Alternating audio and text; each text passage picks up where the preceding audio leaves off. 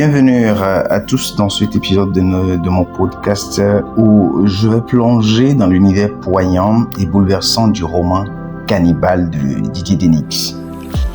Le roman est publié en 1998.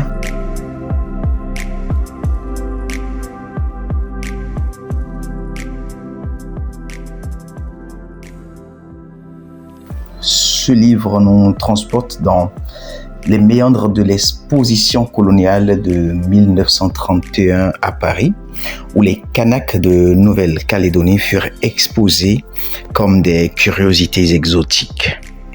À travers les yeux de Gonessé, le protagoniste, Denix nous offre une réflexion profonde sur les horreurs du colonialisme et ses répercussions durables.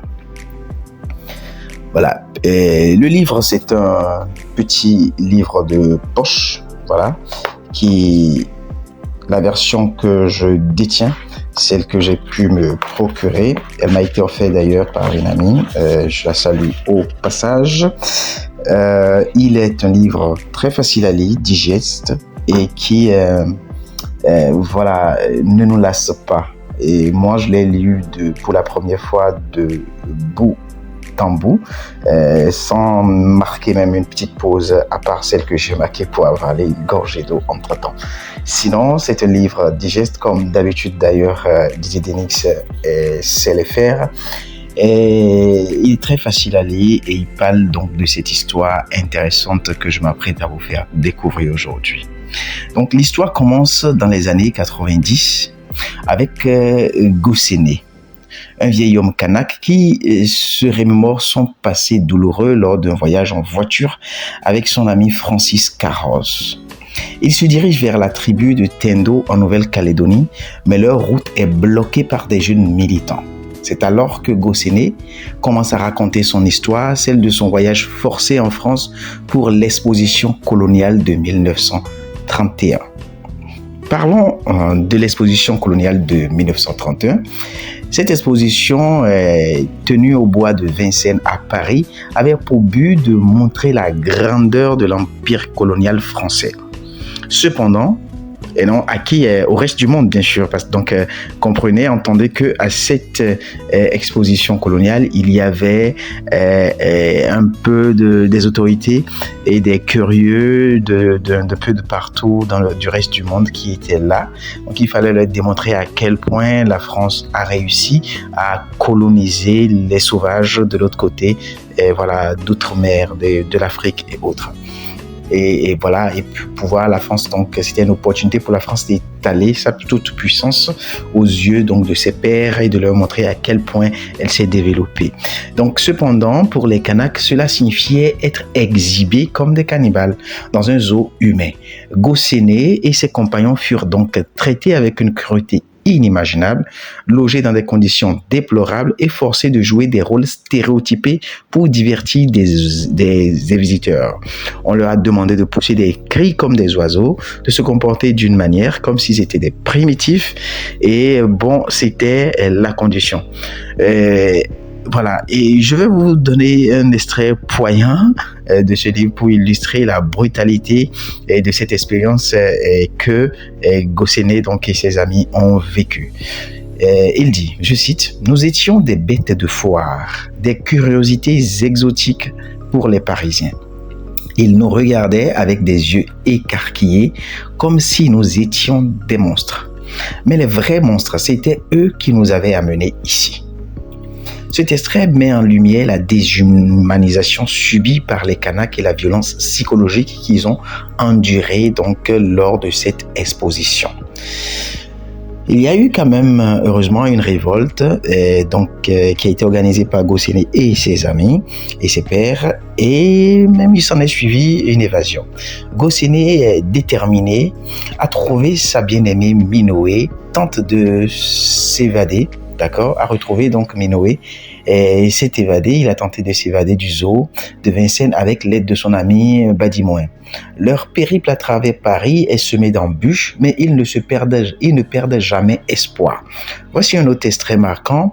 Nous courions à travers les rues de Paris, le cœur battant, l'espoir de retrouver Minoé nous donnant des ailes. Chaque coin de rue était un nouveau défi, mais nous étions prêts à tout pour la liberté. Et j'oublie pas que Minoé, c'est cette jeune fille-là qu'on avait confiée à Gosséné lors du voyage.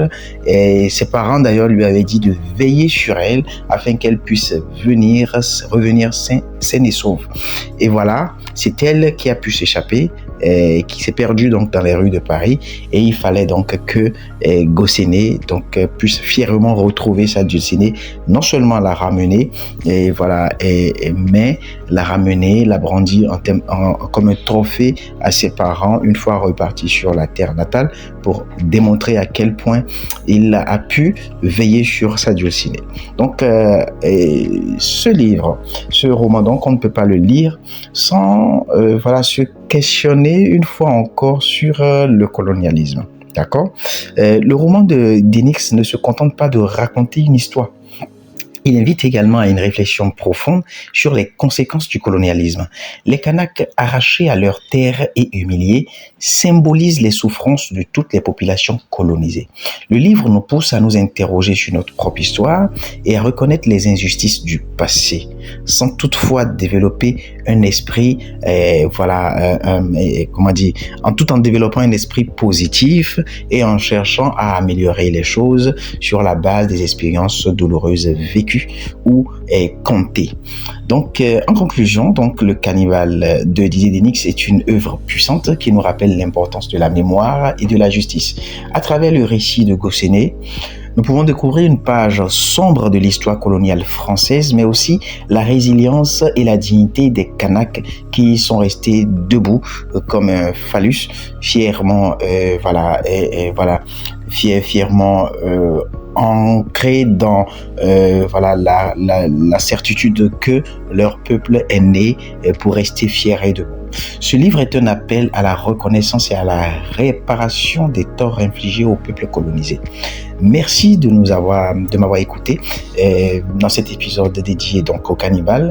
J'espère que cette exploration vous a touché et vous a donné envie de découvrir ou de redécouvrir ce roman essentiel.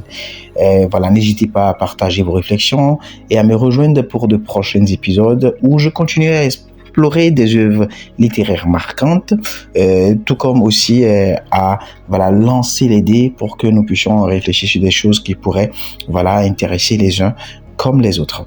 Je vous souhaite donc une agréable suite de journée. Merci de m'avoir suivi. N'oubliez pas de laisser un pouce, que ce soit un pouce en haut ou en bas. Ça me permettra donc de me situer par rapport à ce que je peux servir ici les fois à venir. Je vous remercie. Je vous souhaite une bonne journée. À bientôt. Ciao, ciao. C'était Thierry.